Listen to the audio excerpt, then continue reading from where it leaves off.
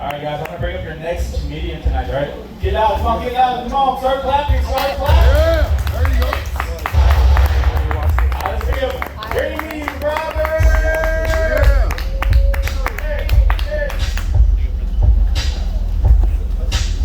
All right. Yeah.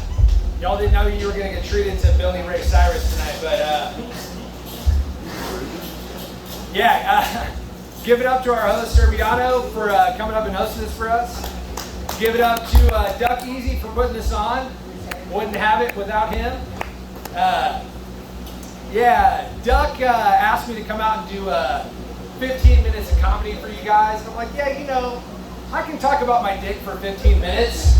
I mean, after all, that's only 1 minute per centimeter of dick, which is a math joke about how I use the metric system to measure my dick because it sounds bigger.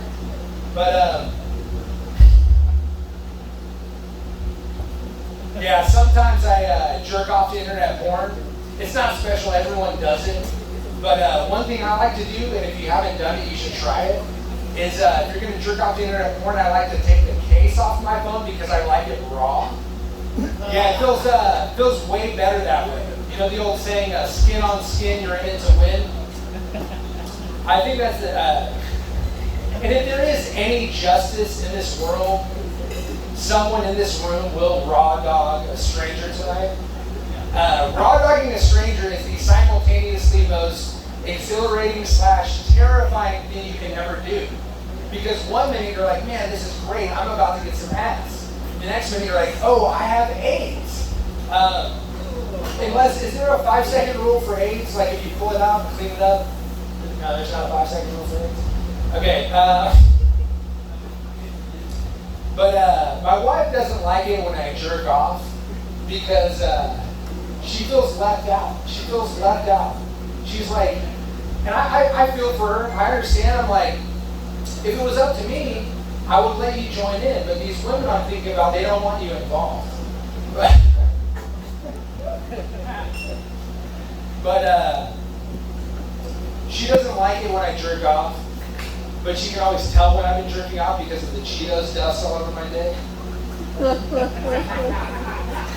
I would say that Cheetos are my guilty pleasure, but I don't feel guilty about that shit at all. That shit is fucking delicious. Hot Cheetos, yeah, you gotta watch out for those hot Cheetos when you're hungry. But she says that I have a penis complex because I look at giant porno dicks. And I try to explain to her that she's putting the cart before the horse cock on this one. Because although giant porno dicks reinforce my penis complex, I have a penis complex because I saw my dad's dick when I was a little kid. Every guy in this room knows what I'm talking. Maybe not this guy. This guy was probably wearing adult pants as a toddler to stroll the dick. But everybody in this room knows what I'm talking about, where if you're a little kid and you're living your life at cock height and you walk up to that trough, even an average grown man-sized dick, you're like, holy shit, there's no way I'm ever going to be hanging meat like that. And it's weird because I started thinking about it and I'm like, well, do I have a penis complex because my dad had a normal dick and I just saw it when I was little? Or did my dad really have a giant fucking dick?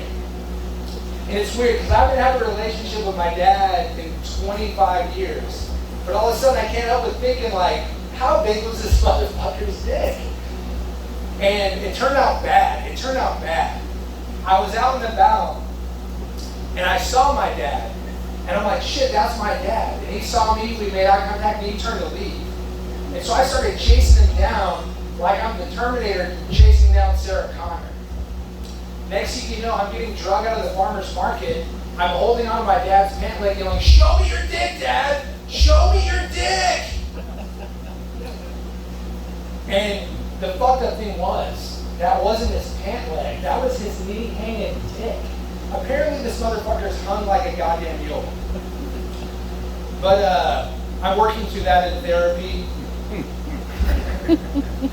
But I say this to explain why I make it a point to fluff myself when I get out of the shower in case my kids are there. I do it for the children because if you're going to give your kids a dick complex, you want to make sure you give your kids the appropriate dick complex. I mean, you don't want your kids growing up thinking their dad had a tater tot. That's all I'm saying. Tater tots are delicious, that's all I'm saying. But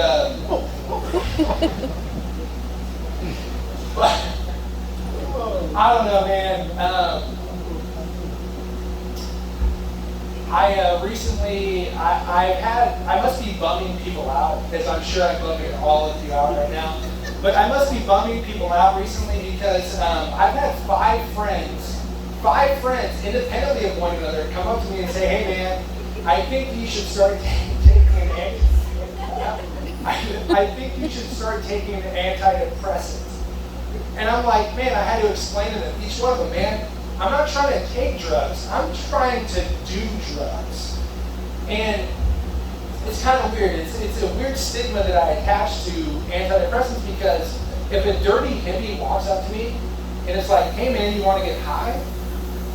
I'm eating whatever they have directly out of their fucking crusty hand. I don't give a shit where it came from.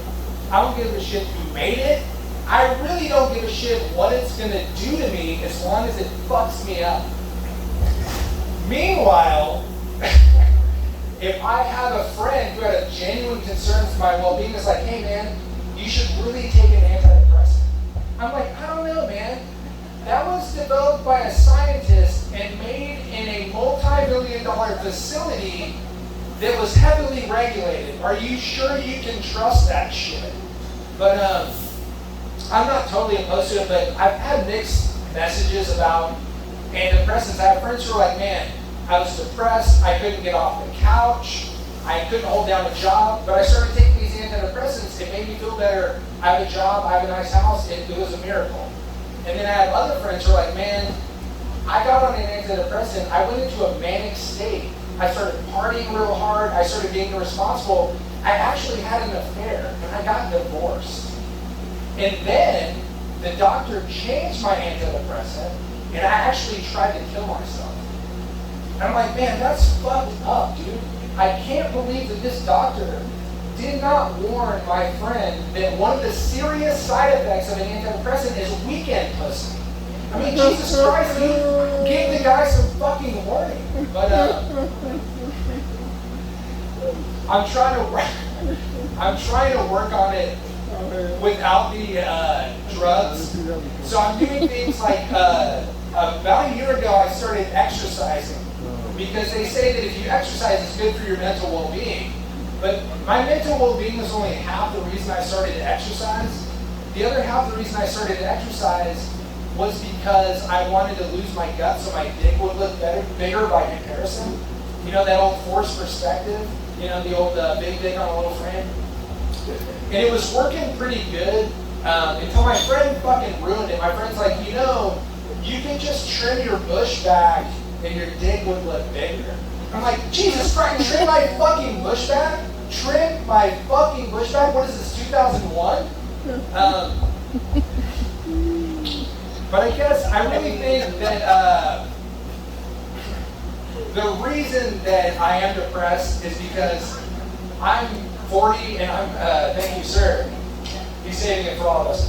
But I'm a broke ass piece of shit. And I guess being broke is hereditary because I was always broke when I was growing up. We lived in shitty Section 8 apartments. I shared a room with my brother who beat the shit out of me. Then we moved up from that place to a shitty rental house, but most importantly I had my own room. Which as a 13-year-old who got your first room for your first time, you're like, that's pretty fucking important. But then it didn't last long. My older brother moved out, my older sister moved out, and then my mom finally bought a house. But it was a 2-bedroom house. It was me, my mom, and my younger brother. And I was like, man, it's fucked up. I'm only 17. I can't move out. I don't want to share a room with my younger brother. And my mom's like, it's cool. You're moving out of here. You can just sleep on the couch. I'm like, fucking cold-blooded. So I did what any self-respecting human being would do, and I moved into my younger brother's closet. I could open the door, I could sleep on an air mattress, and I could close the door behind me. It was one step above a coffin, but at least I had a door. Because as a 17-year-old who's not getting any ass because you sleep in a closet at your mom's house, a door is very fucking important. But I try not to harbor resentment towards my mother because she was a single mother of 4. She had it really hard. But I can't help feeling resentful because now my mom has dogs that she clearly loves more than me. My mom has these dogs that if they get sick, she takes them to the vet. I wasn't going to the doctor until I was 11 years old. She puts them in doggy daycare so she can go shopping so they don't fuck up her house. Meanwhile, I was a latchkey kid at 7 years old, and my 11-year-old brother just beat the shit out of me. It'd be like instead of taking her dogs to doggy daycare, she took them to a junkyard to be babysat by Michael Vick's pit bull. And so I'm like, Mom, don't spend money on these fucking dogs. Just put it in a kennel. And my mom literally says to me, it's too emotionally draining knowing that this dog is in this kennel unhappy for several hours. And I'm like, bitch, I slept in a fucking closet for a year. All right, guys, thanks a lot. I appreciate it. My name's Randy Roberts.